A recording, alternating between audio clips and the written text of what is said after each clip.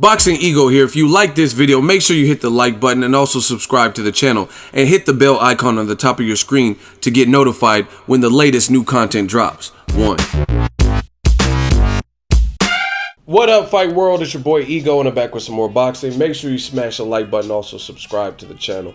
Now I want to do something a little bit different called Boxing Ego, or Ego the Numbers.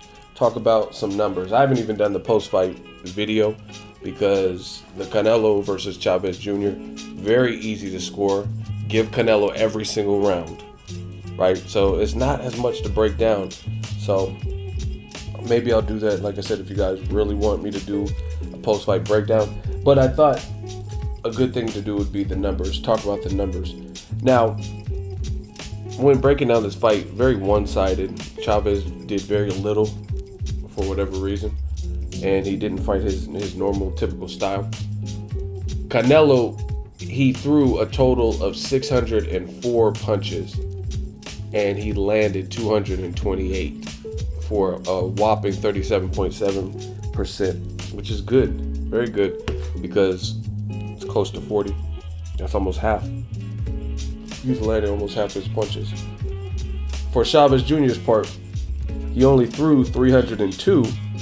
Canelo threw 604, and Chavez threw 302, which is basically like half. For Canelo would pretty much double the total punches, and Canelo landed 228 versus Chavez, he only landed 71. So very, very abysmal numbers. Now this was a very important, especially early in those first couple rounds. Canelo was popping a piston-like jab. Very good boxing, very good jab, very snappy.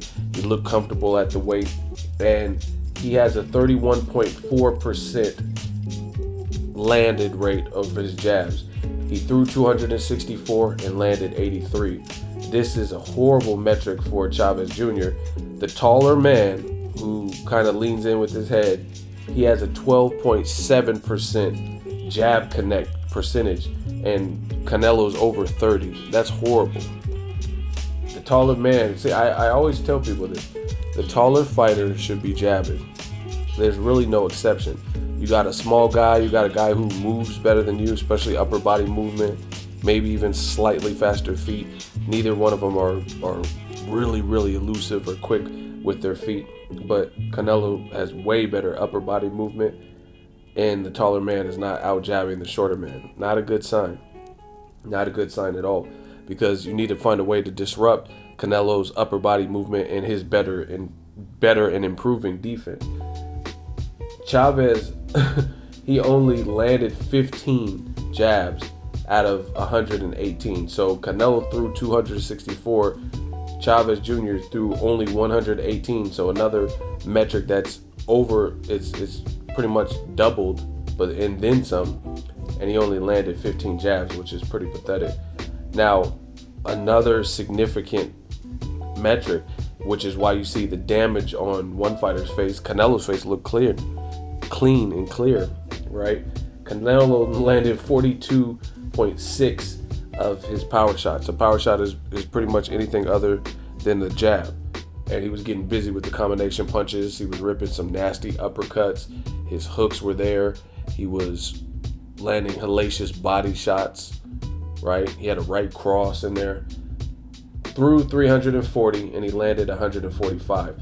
Anytime somebody gets close to half of their power punches, unless it's just an all-out war and both fighters have the same type of percentages, then you can almost always tell who's winning the fight, because someone shouldn't be landing half of their power shots on you. That just shows a lack of defense, and it shows the other person is having success.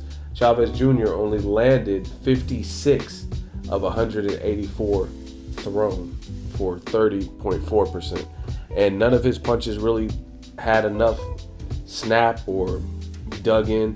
He landed a couple punches that maybe caught Canelo's attention slightly, ever so slightly. Nothing to the point where he was rocked or anything like that. And that's not good enough, you know what I mean, against a guy like Canelo. So Canelo's proven that he's elite. I just want to kind of go over some of the numbers. Those are the numbers. Anytime, like I said, you got a guy landing 40-50% of his power shots, it's really not a good thing unless you have equal stats where you're landing 40 or 50 or you landed more than that. You know what I mean? But to land 15 jabs as a taller man is pretty pathetic. I don't know what it was with Chavez Jr. Maybe it was a combination of the weight coupled with the fact that Canelo was in there and he was busy. It really looked like kind of like a Angulo style fight. Maybe Canelo doesn't look as good or strong until you get in there with him, and then when you're in there with him, you don't know what to do because he's giving you different looks. He's switching up. He's getting off first. One thing I like about Canelo, about his fight game, is he's a guy that doesn't really have an amateur background. He turned pro in Mexico at age 15 and learned on the job. But he's pretty calm, pretty composed. Even for the Floyd Mayweather fight, I give him credit because even though he got dogged in that fight and lost mostly all the rounds, unless you were CJ Ross, the moment in terms of the pre-fight build-up, the face-offs, the stare-downs and stuff like that, it never seemed like they were too big. He seemed pretty chill and pretty cool, calm, and collect for those. And the same thing was this. He's very composed in there and very confident. Chavez Jr., I mean, he's a big guy. I'm sure when Canelo is in the early rounds, round 1 was kind of a filler round, but Canelo was still busier. Round 2, Canelo started unloading some stuff and taking risks and landing combinations while Chavez was still fresh. His face wasn't as marked up and stuff. So to me, that shows a level of confidence that I can hit him, but he can't hit me. I'm just better than him. You know what I mean? Because by round 2, he was already ripping nasty combinations.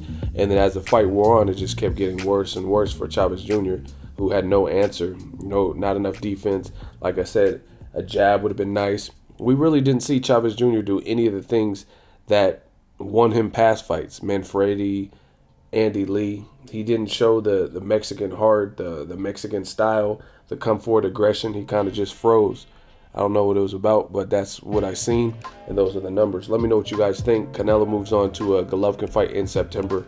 Should be a great one. I don't really know what Chavez Jr., I don't know what weight he's going to compete at, but based on that performance, I don't really know who he would beat at 168. You know what I mean? Guys like James DeGale, they're busy. They're Olympic gold medalists and stuff like that. So I don't know if he can comfortably make the weight. And even if he does make like 160 or something, I mean, he looked kind of flat. So I don't know if weight had something to do with it. Really don't know where Chavez Jr. goes at this point. Can't make 160 anymore, I don't think. 164, 165 is not a weight class. And then 168, you got Zurdo Ramirez, you got James DeGale, you got a lot of top class people who are younger, fresher, and busy.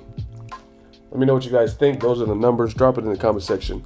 Make sure you share the video, like the video as always. Hate, comment, and subscribe. Till next video is Ego signing off. So if you enjoyed this video and want more content like this on the channel, you can show your appreciation by going to the PayPal donate button or the YouTube support button, and you can donate any amount that you feel is equivalent to the value of this video. Much more to come. Thank you guys for your support. Boxing Ego, the future of boxing.